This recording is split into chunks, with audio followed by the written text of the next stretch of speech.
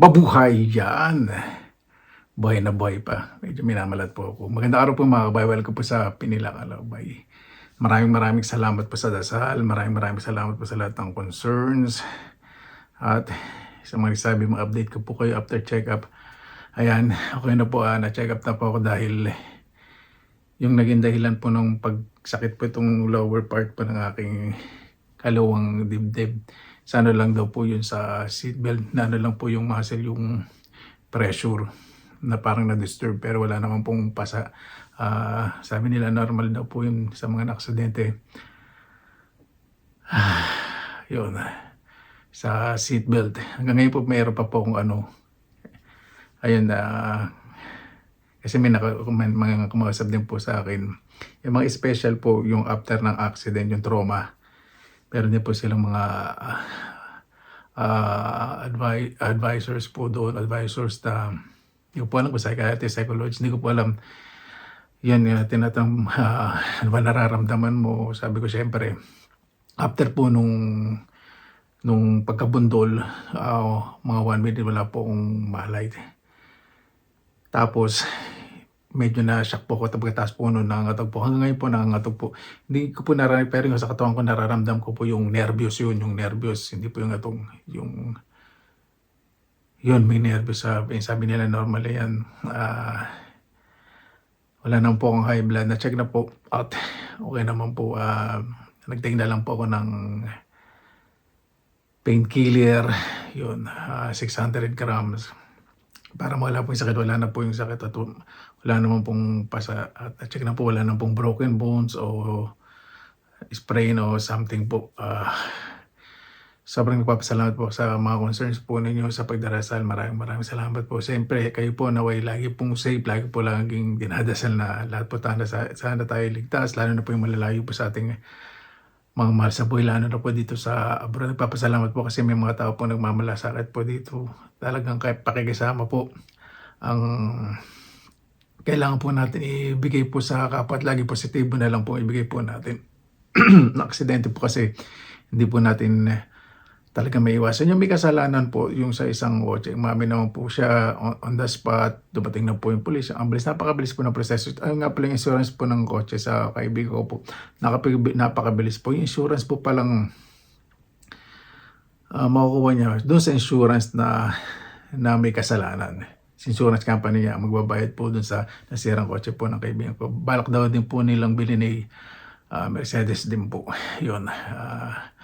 Ako kailangan ko daw pong magpahinga. Tinanong ko ngayon doktor Sabi, natawa sa akin, okay lang ba magmukha kasi yung nag-ano ko, bibidyo ko. Hindi, wala namang problema.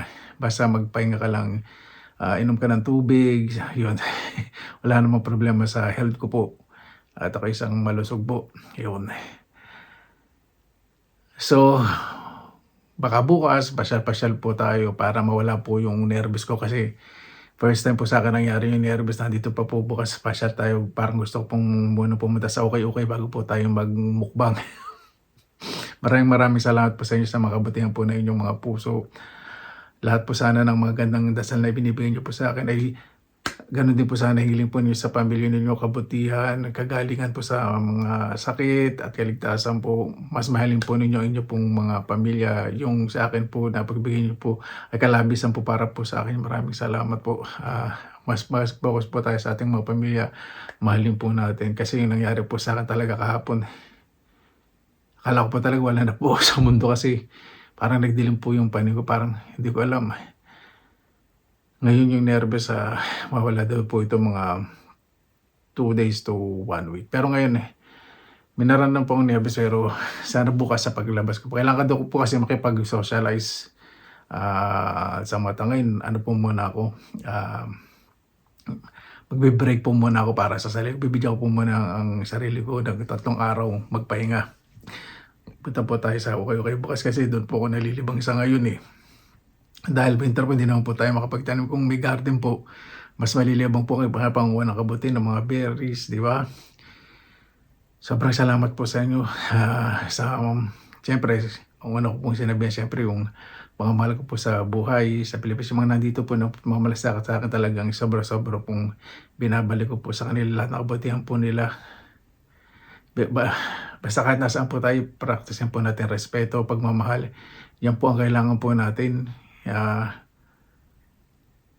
Kung sa pamilya po natin halimbawa magkaiba po tayo ng mga relihiyon, nakita niyo naman po may kapatid po akong Muslim, respeto po ibigay natin, respeto at pagmamahal, yun po ang kailangan po natin.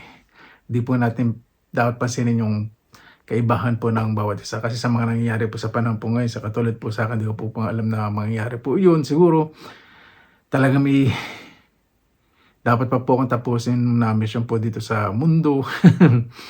At sobrang nagpapasalamat po sa Panginoon, binigyan niya po ako ng pagkakataon sa pangalawang buhay. Ito po na nakakasama niyo po ito, nakapagsalita po sa harap po ninyo. Maraming salamat din po sa mga nag-message po sa akin sa Facebook, sa mga naging kaibigan ko po kahit di po nakikita.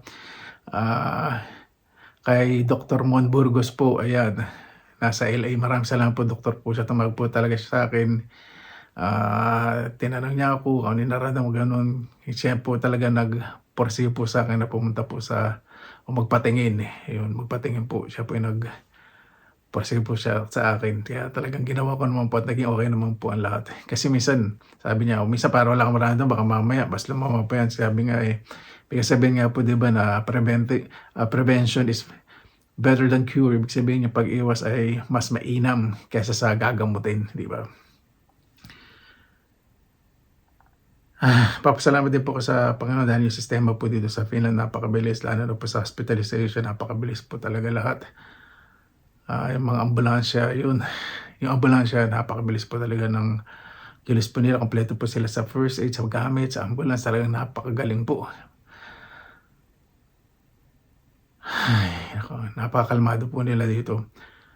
Ako po kasi pag nagbablog hindi lang po yung ma-update ko po kayo kung ano po nangyari. Tulad po sa aksidente, respeto ko po yung mga tao, hindi ko po pinakita mukha, plate number. Kailangan po natin, respeto din po natin para i-share po natin yung awareness. Wag muna po natin pakita po yung mga ibang tao, ano po yung pagkakasala. Kasi kailangan po na hinging mahinahon o kahit hindi mahinahon, nasa sa inyo po yun.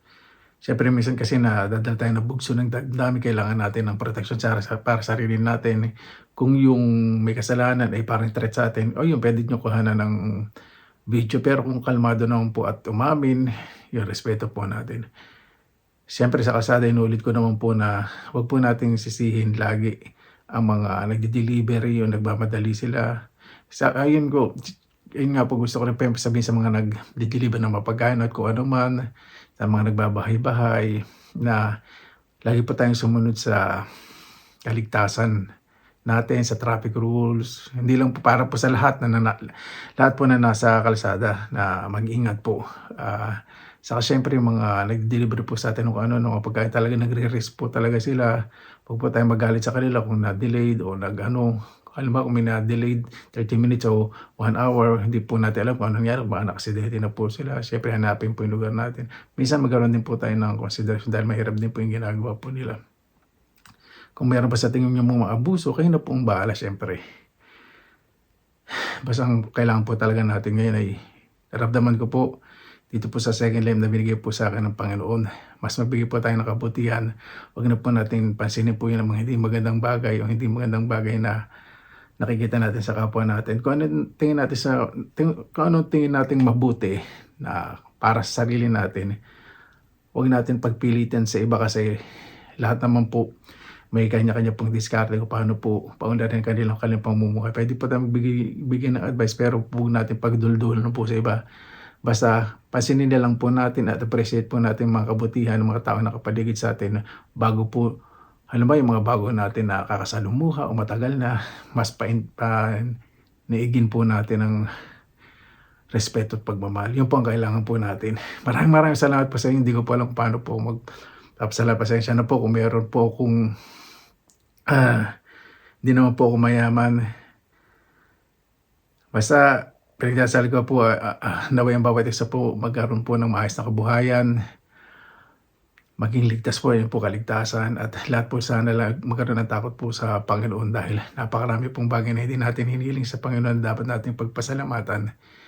May mga bagay talaga dapat na maranasan mo bago mo matutunan ng lahat. ito po yung nangyari sa akin. Isa po 'tong malaking aral at biyaya po na binigay po ng Panginoon na pinagpapasalamat ko. Kung yung pagkakadisgrasya po na nangyari ay, between life and death, hindi po ako natatakot kung kailan po ako kuhanin ng Panginoon.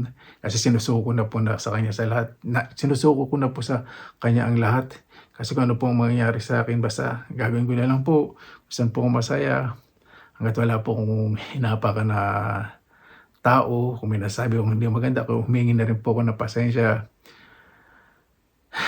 Basta mas mahalin po natin ang ating pamilya. Siyempre, kung may mga anak siyempre mas mamahalin niyo ang mga anak ninyo. Kung wala pa kayong mga anak, mas mahalin ninyo ang mga magulang ninyo. Mahalin ninyo ang mga taong nagmamahal sa inyo, nagrerespeto sa inyo, naniniwala sa inyo. Hanggang sa huli, mga magulang ninyo magtatanggol sa inyo kahit may mga pamilya na kayo. Yan, patuloy nagmamahal sa inyo na walang kapalit. Pasalamatan po natin lagi ang Panginoon. Paano po bago tayo tapos, gusto kong pasalamat sa Panginoon. Samahan niyo po ako. Panginoon, maraming salamat po sa biyayang binigay po sa amin sa araw na to. Maraming salamat po sa mga nakakasama ko po ngayon sa pinilakan lakbay. Naway ang kanilang pamilya ay ligtas. Maging maayos po ang kanilang pamumuhay. Lahat po na may nararamdaman, ng mga problema o sakit ay gubaling po, Panginoon. Naway ang kanilang mga desisyon po na gagawin, kung may mali man po hindi maganda, ay mayroon po silang natutunan at kung ano po ang mas dapat pahalagahan. Huwag pong matakot sumubok basta wala pong inahapang iba. At higit po sa lahat, huwag pong hanapan ng kamalian iba o hindi maganda. Mas tingnan lang po yung kabutihan sa kapwa. Kayo na po bahala po sa amin. Sinusuko na po namin sa inyo at sa kanila ni Jesus. Amen. Paano po? Maraming salamat na po sa inyong oras dahil sa pinilakalabay. Bukas po punta po tayo sa kayo. Para ma-relax po kasi yung nervous ko nasa isip at puso ko. Pinakatulog po yung emosyon ko sa sobrang salamat po. Basta lagi po tayong positive vibes, good vibes. God bless nga't palagi mong araw. Lama lang.